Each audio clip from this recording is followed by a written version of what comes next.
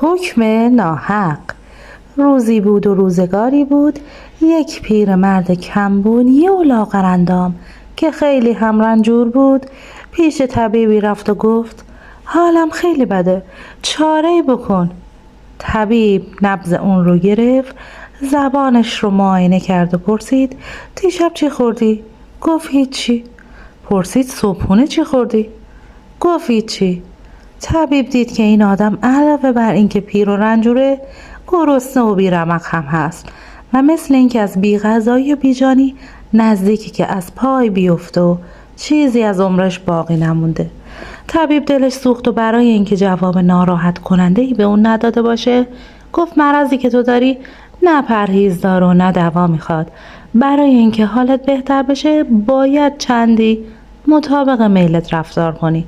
هر چی که دلت میخواد بخوری و هر کاری که دلت میخواد بکنی. اگر چنین کنی خوب میشی. مرد رنجور گفت فرمایش شما صحیح، ولی آخه من هرچه دلم بخواد نمیتونم بخورم، یعنی ندارم که بخورم.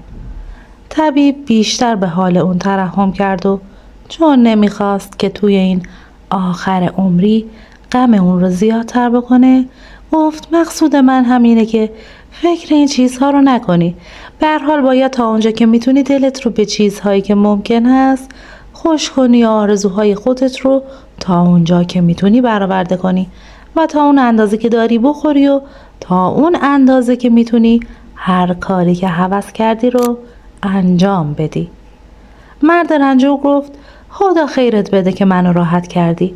منم میدونستم که هیچ وقت هوس‌ها و آرزوهام برآورده نشده. طبیب گفت بله خدا شفا میده، حالا هر جایی میخوای برو، امیدوارم که به آرزوهات برسی. مرد رنجور گفت میخوام برم سبزه و آب روون رو تماشا کنم. مرد رنجور که از دستور طبیب سرخوش بود تماشا کنان و قدم زنان به سبزه‌زار رفت و در کنار نهر آب به قدم زدن مشغول شد.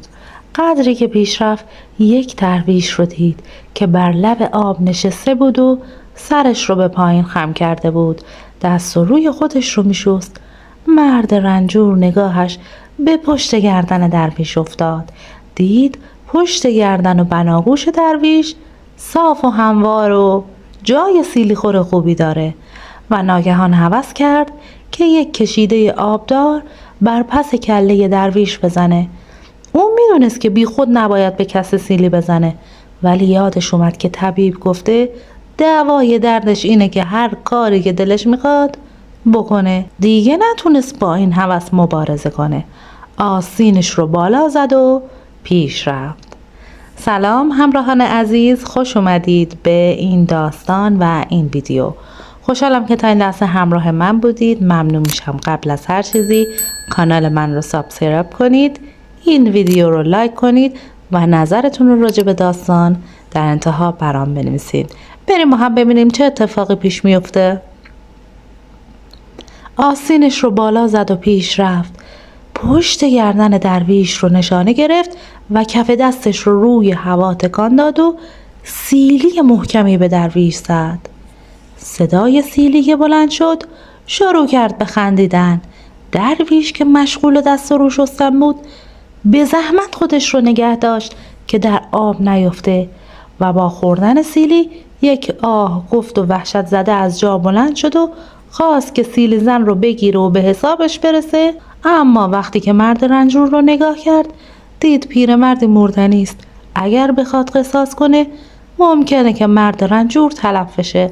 دستش رو گرفت و گفت تو که طاقت سیلی نداری، جونم نداری که بزنمت، چرا این کار کردی؟ حالا چرا میخندی؟ مگه دیوونه شدی؟ مرد رنجور گفت نمیدونم چرا کردم، دلم میخواست، طبیبم گفته هر کاری که دلت میخواد و برو انجام بده، ولی خندم مال اینه که عجب صدایی دادا. درویش گفت نمیدونی، حالا بهت میفهمونم. درویش دست مرد رنجور رو گرفت و کشان کشان اون رو به خونه قاضی برد و شرح حال رو گفت. این شکایت من، این هم آدم مردم آزار، این هم تو که قاضی هستی. اگر میگی قصاص کنم بگو بکنم، اگه نه بگو که چه باید کرد. من ترسیدم بزنم که جونش بالا بیاد. به هر حال این صحیح نیست که شهر قاضی داشته باشه و کسی بی خود به دیگری سیلی بزنه. قاضی نگاهی به مرد رنجور کرد و دید درباره این آدم لاغر مردنی حکم قصاص که نمیشه کرد. ناچار درویش رو نصیحت کرد و گفت میبینی دوست عزیز، این آدم رنجور رو نمیشه زد، چون ممکنه بمیره، خونش هم گردن تو رو بگیره. زدن و قصاص در حق آدم سالم و قوی صحیحه، اما با این کاری نمیشه کرد. این خودش زورکی زنده است. بیا اونو ببخش. میگن در عفو لذتی هست که در انتقام نیست. عفو مال اینطور موقع هست دیگه. درویش گفت چی رو ببخشم؟ این چه حکم ناحقیه که میکنی؟ فردا که مردم این رو بشنون دیگه جلوی هیچ کسی رو نمیشه گرفت. آخه برای هر کار بدی کیفری یه مجازاتی باید باشه بالاخره. نه من نمیبخشم، باید مجازاتش کنی. قاضی گفت همین که گفتم، این مرد بیمار و رنجور و مردنی، باید از شکایت خودت صرف نظر کنی. درویش گفت من که هیچ وقت دلم به این کار راضی نمیشه. بعد قاضی از مرد رنجور پرسید ببینم چقدر پول داری؟ گفت هیچی.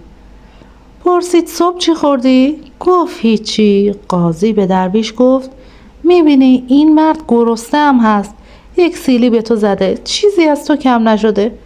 ولش کن، حالا بگو ببینم چقدر تو پول داری؟ درویش گفت 6 درهم. قاضی گفت خب این پول رو نصف کن، 3 درهمشو بده به این مرد رنجور تا بره یه لقمه نون بخوره، خدا به تو عوض خیر بده. درویش اعتراض کرد و گفت عجب گیری افتادم، کتک بخورم پولم بدم؟ این حکم ناحقه، ظلم، زوره. این چه حکمی که میکنی؟ مگه سیلی یکی چنده؟ بعد یکی قاضی بگو، یکی درویش بگو.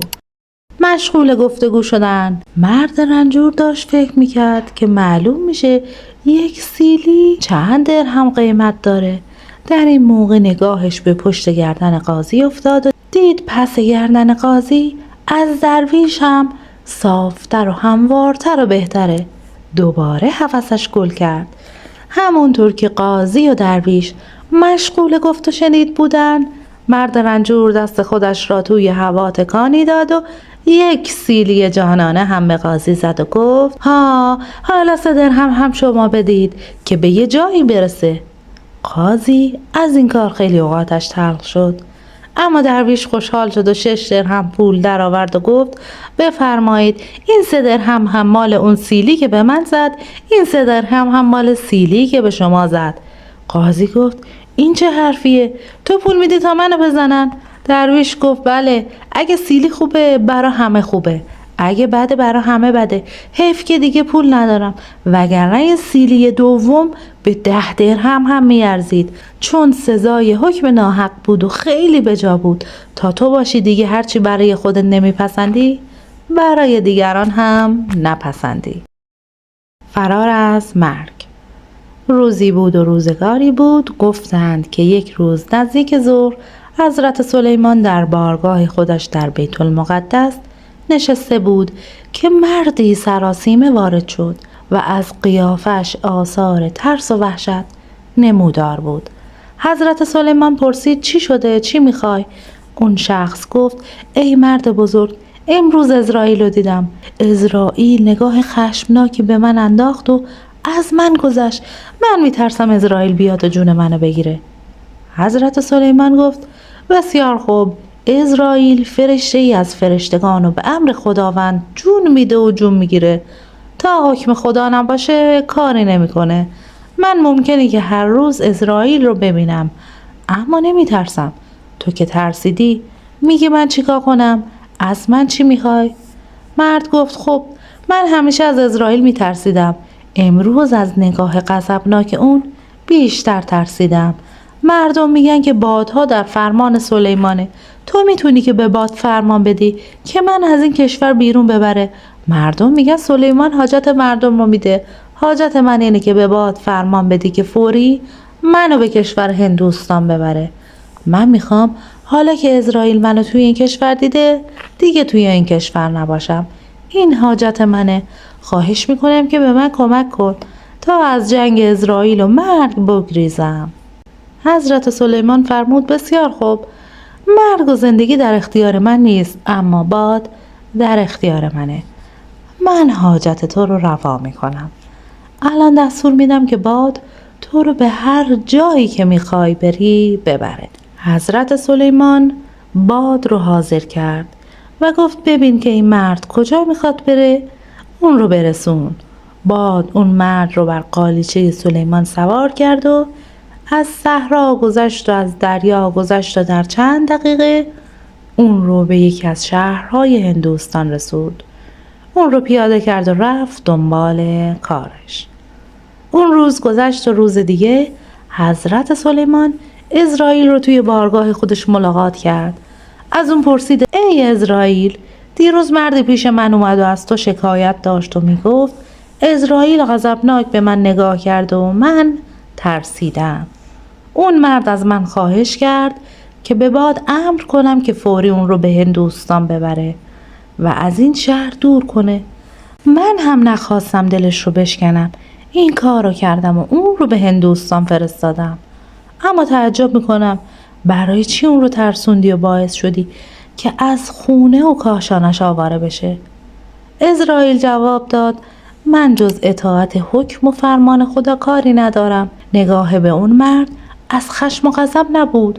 من دیروز اون مرد رو در بیت المقدس دیدم و نگاهی که به اون کردم از تعجب بود، چون که من دستور داشتم همون دیروز جان اون مرد رو در هندوستان بگیرم و وقتی که اون رو در بیت المقدس دیدم تعجب کردم که چجوری اون توی بیت المقدسه. من باید جان اون رو در هندوستان بگیرم. با خودم گفتم اگه اون مثل مرغم پرواز کنه نمیتونه تا عصر خودش رو به هندوستان برسونه. ولی چون هنوز ساعت مرگش نرسیده بود با تعجب به اون نگاهی که کردم و از اون گذشتم.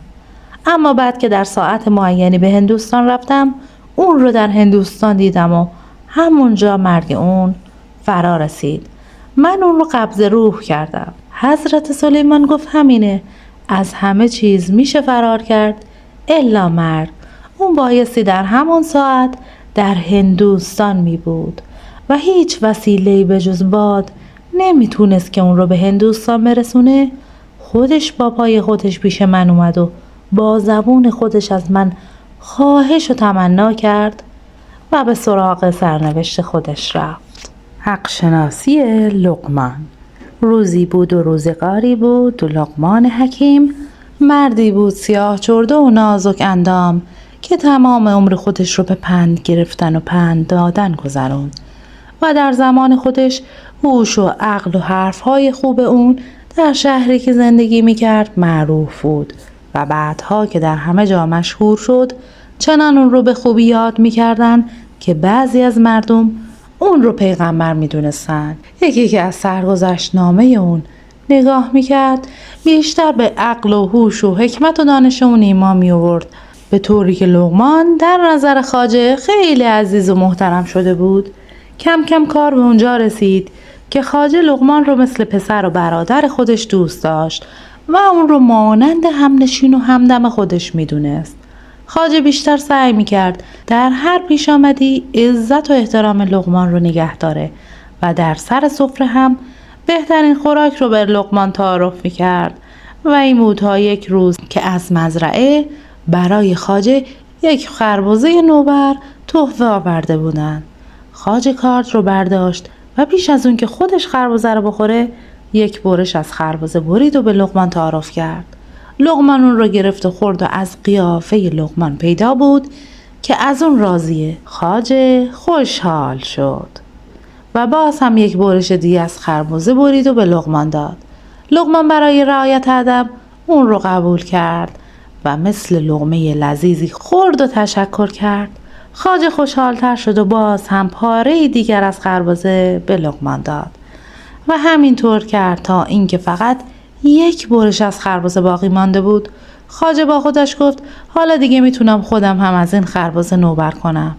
اما همین که اون رو خورد فهمید که خربزه آفت زد و بسیار تلخه. حلق و زبان خواجه از تلخی خربزه سوخت. و خیلی ناراحت شد و دهان خودش رو شست و بعد از لحظه‌ای به لقمان گفت دوست عزیز عجب خربزه تلخی بود و من نمیدونستم چطور تو از اول تا حالا هیچی نگفتی و از تلخی اون حرفی نزدی. آخه این همه بردباری خیلی دشواره. لقمان جواب داد بله خربزه تلخ بود، ولی من مدت هاست که از دست تو شیرینی خوردم. دلم راضی نشد از یک بار تلخی خربزه شکایت کنم. تو منو عزیز داشتی، من هم تو رو عزیز دلم داشتم. من همیشه به مردم نصیحت میکنم که در برابر خوبی های دیگران حق شناس باشند. چگونه ممکنه خودم به نصیحت خودم عمل نکنم؟ ای کاش این یک برش آخری رو هم به من میدادی و از محبت خودت خوشحال بودی، همچنان که من از خوبی ها و بزرگواری های تو راضی و خوشحال بودم. شتردار ساده دل. روزی بود و روزگاری بود، شخصی بود که عیاش و شکم پرست و خوشگذران بود.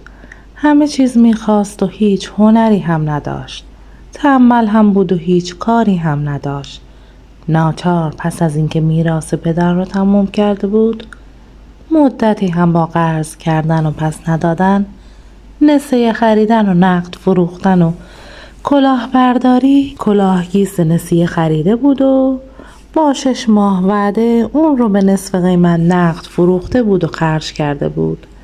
چند بار هم خونه اجاره کرده بود و از سمسار قسطی فروش محل اساس خریده بود و بعد ناگهان اسباب کشی کرده بود و در گوشه دیگر دکان باز کرده بود، برای فروش جنس امانتی گرفته، بعد هم فرار کرده بود. مدتی اینطور مال مردم رو میخورد، ولی چون بار کج به منزل نمیرسه، نادرستی رسوایی به بار میاره. یک بار یکی از طلبکارها شکایت کرد و حاکم شهر اون رو گرفت و به زندان انداخت و از هر گوشه طلبکاری پیدا شد. چون سابقه بعدش معلوم شد، هیچ کس به اون مهلت و فرصت و امان نداد و مرد کلاهبردار مفلس مدت‌ها در زندان موند. چون در شهر برای مرد مفلس آبرو اعتباری نمونده بود، دل به زندان خوش کرد و با خودش گفت من که دیگه چیزی ندارم. یک بدن دارم که لباس زندان اون رو میپوشون و یک شکم دارم که خوراک زندان اون رو سیر میکنه. در زندان هم به مال زندانیان دست درازی میکرد. نهار این و شام اون رو میخورد و هر لقمه میدید تا اون رو از صاحبش نمیچاپید راحت نمینشست. انصاف رو پشت گوش انداخته بود و رحم رو فراموش کرده بود و جز شکم چرونی چیزی نمیشناخت. ناچار زندانی ها از دست اون به عذاب اومدند و به زندانبان شکایت کردند. قاضی با خبر شد، به دیدار زندان آمد. زندانی ها به قاضی گفتن رنج زندان برای ما بس نیست که این مرد ناکس هم بلای جون ما شده. هر چی رو میبینه میخوره و هیچ کس توی زندان از دست اون امان نداره. خواهش میکنم یا ما رو از اون جدا کن یا در هر صورت شر اون رو از سر ما رفع کن. قاضی فکری کرد و گفت حق با شماست. زندان ساده برای کسی خوبه که از زندان بدش بیاد. وقتی کسی به زندان دل خوش کرده با زندان آدم نمیشه، به مفخوری هم عادت میکنه. باید اون رو از زندان بیرون کنیم تا تم کاری بده، یا اگه باز هم تنبیه نشده بود اون رو به کارگاه کار سخت بفرستیم. قاضی مرد مفلس رو حاضر کرد و گفت باید حساب طلبکاران رو سند بدی و از زندان بری. مفلس گفت من مفلسم و توی 7 آسمون یه ستاره هم ندارم و مفلس در امان خداست. قاضی گفت اگه مفلس باشی کسی با تو کاری نیست، اما باید شاهد عادل بر مفلسی تو شهادت بدهد. مفلس گفت همه زندانی ها شاهدند و من شاهد دیگه ای ندارم. قاضی گفت زندانی ها خودشون گناهکارن که توی زندانن، شهادت اونا قبول نیست، تازه اونا هم از تو شکایت دارن. مفلس گفت به هر حال من چیزی ندارم، برای من بهتر از زندان هم جایی نیست. قاضی گفت زندان برای تنبیه و تو که از زندان راضی هستی با اون تنبیه نمیشی. من تو رو از زندان بیرون میکنم چون از مفلسی ننگ نداری. تو رو توی شهر میگردونم و به همه کس حجت رو تموم میکنم تا دیگه کسی به تو چیز نسیه نفروشه. اون وقتی که خودت میدونی یا کار میکنی یا نون میخوری یا اگه مردم آزاری کنی کارگاه سخت در انتظارته. اون وقت قاضی حکم کرد که اون رو به میدون شهر ببرند و خری، گاوی، شتری چیزی پیدا کنند، مرد مفلس رو بر اون سوار کنند، 1 روز تا شب اطراف شهر بگردونن. جارچی اونو معرفی کنه، به مردم نشون بده و بگه این مرد مال مردم رو خورد و میگه که مفلسه. از این پس هر کسی به اون نسیه بفروشه یا به اون قرضی بده حق نداره پیش قاضی شکایت کنه، چون مفلس چیزی نداره، از زندان هم باکی نداره. فکر کردن که به این ترتیب در شهر رسوا میشه و دیگه نمیتونه کلاهبرداری کنه و ناچار به کاری مشغول میشه یا از اون شهر میره. او رو به میدون شهر آوردند و مردم جمع شدند و نماینده قاضی گفت میخوایم که این مرد رو بر خری، گاوی، شتر چیزی سوار کنیم تا شب توی شهر بگردون و به مردم بفهمونیم که این مرد هیچ چیزی نداره. در این موقع 1 هیزم فروش دورگرد که با شترش بار هیزم به شهر آورده بود و میفروخت، بار هیزم رو از روی شتر به زمین گذاشت و شتر خودش رو پیش آورد و گفت بفرمایید این شتر اون رو سوار کنید. نماینده قاضی گفت نه، تو برو به کار خودت برس، ما در جستجوی خری، گاوی، شتری هستیم که بیکار باشه. ولی شتردار ساده دل دست بردار نبود و گفت این شتر از همه بهتره. چیزی هم به نماینده قاضی هدیه داد تا راضی بشه و شتر اون رو انتخاب کنه. مرد مفلس رو سوار شتر کردند و از صبح تا شب اطراف شهر گردوندن. جارچی جار میزده ای مردم خوب نگاه کنید، این مرد مفلس هیچ چیزی نداره، تا حالا هم خیلی مال مردم رو تلف کرده. ولی مفلس بودن اون به قاضی ثابت شد و بعد از این هر کس به اون نسیه بفروشه یا قرض بده حقی نداره پیش قاضی شکایت کنه. درست اونو ببینید و بشناسید. در سر هر کوی و برزنی شتر رو نگه می داشتند و به فارسی و کردی و لری و ترکی موضوع رو به مردم تماشاچی حالی می کردن. شتردار ساده دل هم همه جا همراهشون بود. همین که شب شد مرد مفلس در همون میدون از شتر پیاده کردن، اون رو آزاد کردن و شتر رو به شتردار پس دادند و رفتند. مردم هنوز اطراف اونها جمع بودن. وقتی که مرد مفلس خواست راهی پیدا کنه و بره، شتردار ساده دل دامن اون رو گرفت و گفت دیر وقت و راه من دوره، از کار و کاسبی افتادم، هیزم خودم رو هم که نفروختم، از صبح تا حالا بر شتر من سوار شدی. نمیگم که خرج منو یا کرایه سواری رو بده، ولی قدر کار برام بخر تا اینکه شتر من گرسنه نمونه. مرد مفلس گفت پس ما از صبح تا حالا چیکار میکردیم و چی میگفتیم؟ مگه تو گوش نداشتی، چشم نداشتی، عقل نداشتی؟ صدای رسوایی من، گدایی من، بینوایی من تا آسمونا رسیده، همه مردم شیرفهم شدن که من هیچی ندارم، تو هنوز اینو نفهمیدی؟ شتردار گفت من چیزا رو نمیدونم، من میدونم که از صبح تا حالا شتر سواری کردی، باید که حق منو بدی وگرنه آبروت رو میبرم. مفلس گفت حقا که تو از من بدبختری، از طلبکارای دیگه منم طلبکارتری. همه کسانی که با من معامله کرده بودن برای طمع خودشون به دام میافتادن، چون میدیدم من جنس رو به 2 برابر قیمتش نسیه میخرم، بیشتر از درآمدم خرج میکنم، ولی به طمع استفاده بیشتر مالشون رو به دست من میسپردن، چون خیال میکردن چیزایی دارم. اما تو از صبح تا حالا 1000 بار شنیدی که هیچی ندارم، هنوز نفهمیدی؟ مرد حسابی، من اگه پول داشتم پول بده بودم که اینقدر رسوایی نمیکشیدم. حالا هم اگه حرفی داری برو پیش قاضی و شکایت کن. دوست عزیزم، اگه از این داستان لذت بردی ممنون میشم کانال منو سابسکرایب کنید، این ویدیو رو لایک کنید، زنگوله رو روشن کنید و نظرتون رو برام بنویسید. شبتون بخیر.